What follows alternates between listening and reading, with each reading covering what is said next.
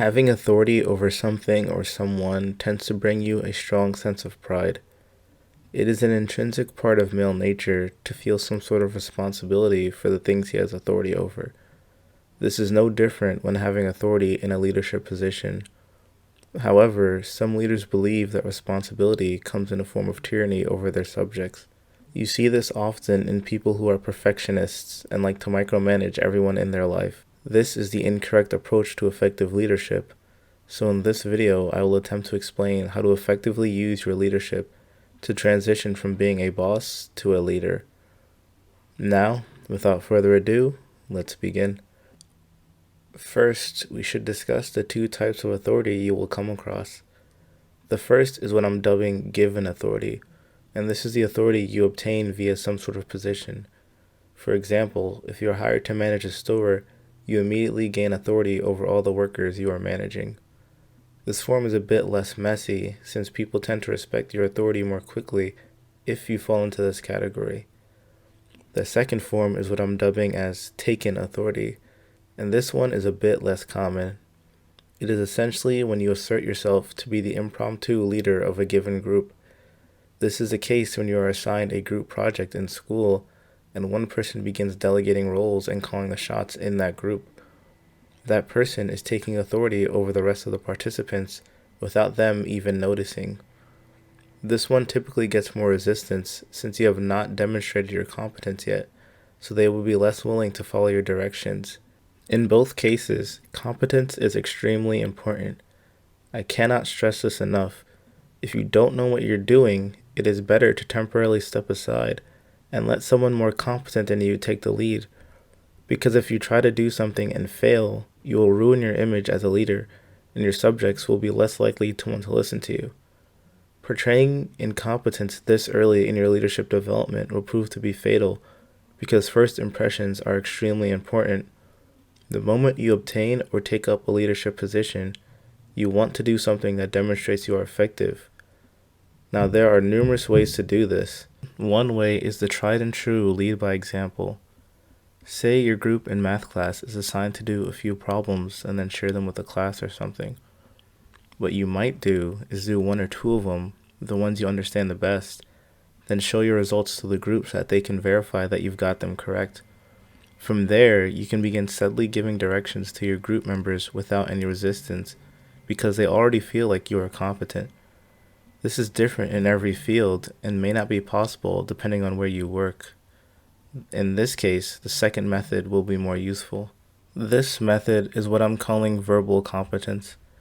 It is exactly as it sounds. You are using your words to demonstrate your competence. Maybe if you're in construction, instead of trying to build something to impress your workers, you could go around and watch what they're working on, and then talk to them using the terminology of the field. Bonus points if you give suggestions that make their job easier. You'll be regarded as a guy who knows his stuff, so they will be extremely willing to follow your lead because you are competent. And once you have developed a good rapport with your followers, it is important to begin moving away from being a boss and more towards being a leader. This often takes many steps and varies in duration from person to person. Some people in your group may immediately view you as a leader, while others may be more rough around the edges and require additional convincing. It is important to note how much progress each individual makes, because when you are planning your projects, you want to be sure you have a full crop of loyal and committed individuals. You want people that will follow you past the initial title, so that your leadership capabilities begin to extend outside of your authority. There are many traits required to accomplish this. First, you must be aware of your authoritarian boundaries. Once you understand where they will and will not follow you, you can begin to expand those boundaries. And that is how you can measure your progress. Secondly, you want to relate to the people of your organization on a more personal level. Perhaps you both play the same video game, or both like eating at the same restaurant. Ask them questions about themselves until you find some sort of common ground with which to expand upon. People love talking about themselves, so this should be relatively easy, so long as you don't sound like you're interrogating them. Another trait that would be beneficial is diligence. You want to be consistent in your behaviors and output so that you can build a sense of reliability amongst your peers. This does not necessarily mean that you have to be completely transparent, though that is an option, but you must maintain a consistently good work ethic. Even better if you do consistently more than expected. This shows your commitment to your organization, which can be way more contagious than you would think. I know we've already touched on this before, but demonstrating your competence through offering unique and creative suggestions is a surefire way to get people to believe in your ability to lead them. Without a doubt, this cannot be overstated. Now that we've touched on what to do, we should touch on some things to avoid at this stage. First and foremost, you need to watch your language. And I don't mean keeping it PG-13, but rather try to avoid demeaning language. To explain this, I will use an example from my personal life. A student in one of my classes raised his hand to ask the professor a question. Once he had finished, the professor grimaced and then said, "You should know this, but," and then continued answering the question. I can't even remember what the question was or what the answer was, but I remember those 5 words specifically. And it was not only me, everyone else in that class left that class hating the professor because he often answered questions using that demeaning language. None of these words are particularly bad, yet when said in that order, they carry an entirely new meaning, which is then transferred to your peers without them even being aware of why they feel that way about you. It is important to avoid using language like this so that your peers will be more willing to come to you with their questions or concerns, because the last thing you want to do is create a toxic environment where everyone keeps to themselves for fear of admonishment.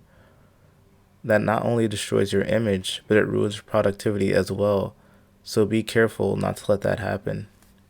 Another crucial tip is to never excuse yourself from blame.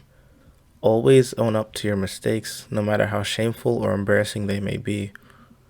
This is something I see so many bosses doing, and it is an absolutely disgusting thing to do on a personal level, but it is magnified at the leadership level.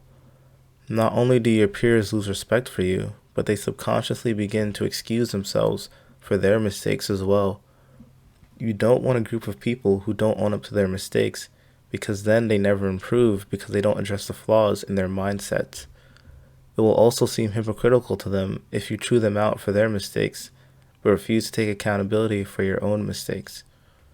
They will look down on you for that, and they will never want to work for or even with you outside of your sphere of authority. Finally, you want to reward good behavior and not punish bad behavior. Psychologically speaking, this is a general tip for dealing with anyone in your life, be it a child or an adult, because punishment inspires fear. You don't want to facilitate a fearful work environment because the people there will be more focused on keeping their job rather than advancing and taking risks. Instead, reward what they do right. This is actually how I taught people how to play poker pretty well. Sometimes they would have pocket kings in their hand and keep bidding because they were confident they're going to win. However, their opponent happened to have pocket aces or something else absurd that beat out their pair of kings. Instead of scolding them for losing, I would give them positive feedback for having the insight to play out their pair of kings because it is still a good hand. I shift the focus from what they did wrong to what they did right, making them more likely to use their judgment and play out good hands, rather than making them feel paranoid about playing it out for fear of losing a pot. You want to reward positive behavior because it'll make them more likely to repeat that behavior, thus indirectly making it less likely for them to manifest any negative behavior. Following these tips, you'll be on your way to achieving effective leadership in no time. If you want to test the scope of your leadership after applying these tips for some time, try getting one of your peers to do something for you outside of work. Maybe ask them to pick you up a coffee or something on their way to work. If they truly feel invested in you, they will gladly do it. And be sure to reward them heavily for this behavior and make an example out of them. Maybe give them an additional 15 minutes on their lunch break, not only so that they feel appreciated, but so that the others in your organization can see that and realize that they will be rewarded for assisting you as well. You always want them to feel like they are benefiting from your leadership. Where there are no benefits from association, no such association will take place. And with that, I think I'm done for this video. Let me know if you have any other similar tips down below. Next week, we'll be discussing how to use your productivity to increase your sphere of authority even more, so that even if you lose your position, you can still maintain authority over the people that follow you. But yeah, thanks for watching. Like and subscribe to keep up with this series, and as always, stay prosperous.